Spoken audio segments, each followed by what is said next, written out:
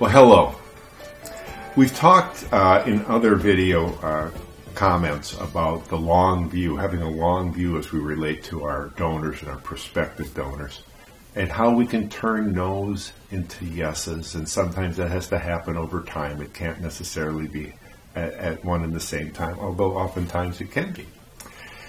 So I want to tell a story that kind of brings some of these ideas together, and to encapsulate it, let's call it 5 years to get the gift that no one else has gotten. 5 years to get the gift that no one else has gotten. You know, several years ago I arrived here with the University of Missouri St. Louis in 2008, and of course we're in the middle of the quiet phase of a campaign. We had to take that campaign public. And we were immediately, focusing on identifying prospective donors, current donors that we could approach, and prospects. And we looked at the business community, certainly, as one would do. And we looked at executives within the community. And among the many corporations and leaders we wanted to get in front of, there was one who had come into town not that long ago, had taken charge of a company, and was making rapid change. And this company was on a growth trajectory. And he was leading it with his terrific charisma and business acumen.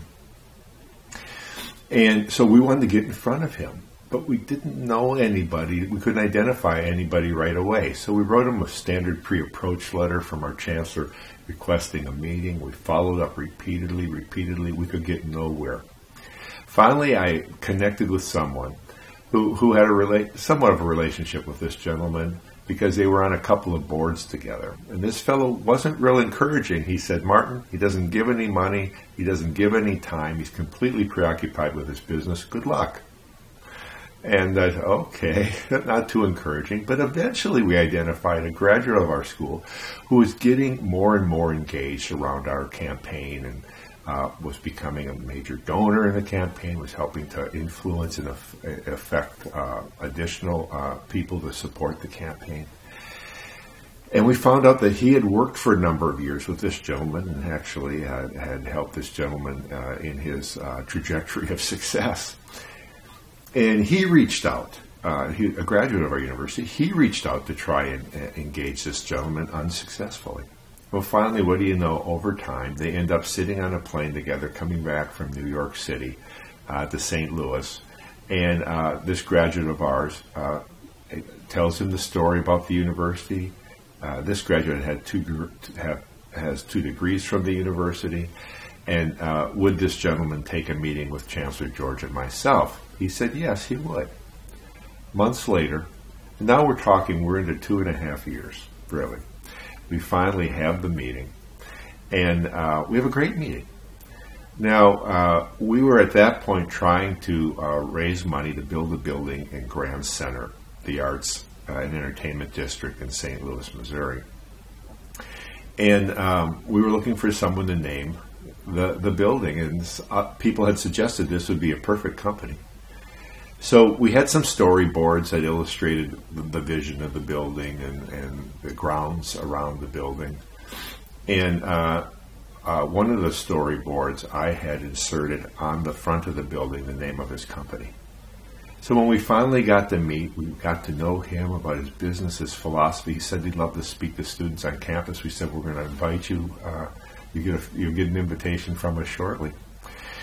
And anyway, we got to the campaign priorities, and he had been talking about wanting to brand his company. So I said, we may have a branding opportunity for you, and I showed him one picture, another illustration, another. And finally I said, what if you were to put your name as a branding opportunity on this building? And I pulled out the storyboard that had the name of his company prominently displayed on the building. He broke into laughter. I mean, he just roared, and he said, "I should hire you to work for me." And I said to the chancellor on the way home in the car, I said, "Chancellor, that's a pretty high compliment coming from him." Anyway, he took it to his board. They decided to decline the opportunity, but he took us seriously, and you might say, the ice was broken. He came to campus several months later. He spoke to our students. He was so engaging, and afterwards we had planned this great evening at our chancellor's residence, great food, some wine, the right people we wanted in the room in order to build that relationship. But lo and behold, the Cardinals were in the World Series, and they were at home that night. And this is 2011, October of 2011. Of course, he was hosting people in the corporate suite, so he gave the talk and he scooted. We lost that opportunity to follow up and build the relationship. Well, again, so busy, it took months and months and months. Finally, we got in front of him by introducing our new business school dean. And he made a comment about scholarships and how he's beginning to think about scholarships. And would we work with a certain organization in town? We said we would. We began to do all that. And finally, again, another year is passing. We're not really getting traction, so we reach out to him. We give him a report in writing and ask for a meeting. And he takes the meeting immediately. And we're thinking, all right, he must have something to say. So this is in May of 2013. We go to have this meeting. And he says, well, we're going in a different direction. We bought this company. This company has this great scholarship program. We want to replicate it wherever we have our corporate regional offices. And, sorry.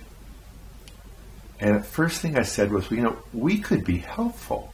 And I explained how a couple different dimensions at our university, we have personnel and resources that could help him design and build and support this program and evaluate scholarship applications and the like. And then I said, and it's too bad.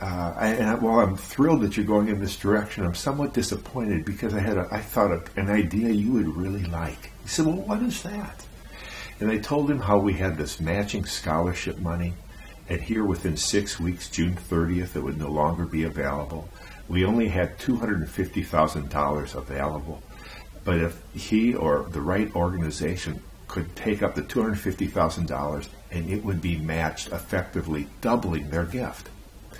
Well, he began immediately talking about how this could work with his program, and so we'll begin brainstorming in that way. And he says, I'm 95% sure I want to do this, but I do need to think about it and consult with others. So we left, but Dr. Brenda McPhail and I, who was with me, and she, believe me, was a full participant in helping us move this conversation along.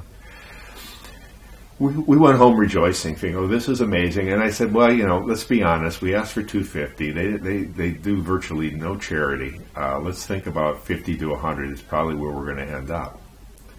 And Brenda followed up, and again, followed up and followed up and followed up. But on June 30th, the last day of the fiscal year, that company commits to the full $250,000. 5 years to get the gift that no one else had gotten. And what's exciting about this, again, is it reinforces fundamentals that we must possess and recall to mind as fundraisers. We need to have a long view. We need to have the confidence that we have cases worthy of support and that people can adjust their course because of the importance, the impact, the persuasiveness of the cases that we bring to them. I'm excited about this particular situation because we get to do this wonderful work of philanthropy in full cooperation with this wonderful leader and company. And perhaps it will stimulate future gifts to the university. But even more broadly, this could stimulate more gifts in the community, period, for many other worthy organizations. Perhaps we served in a catalytic kind of manner to help bring this gentleman and this company over these years of rapid business growth to kind of begin to get their hands around philanthropy and their social responsibility to the community, into the communities where they are present, in order to have that kind of strategic philanthropic impact in addition to their terrific business and corporate impact that they're having. 5 years to get the gift that no one else has gotten.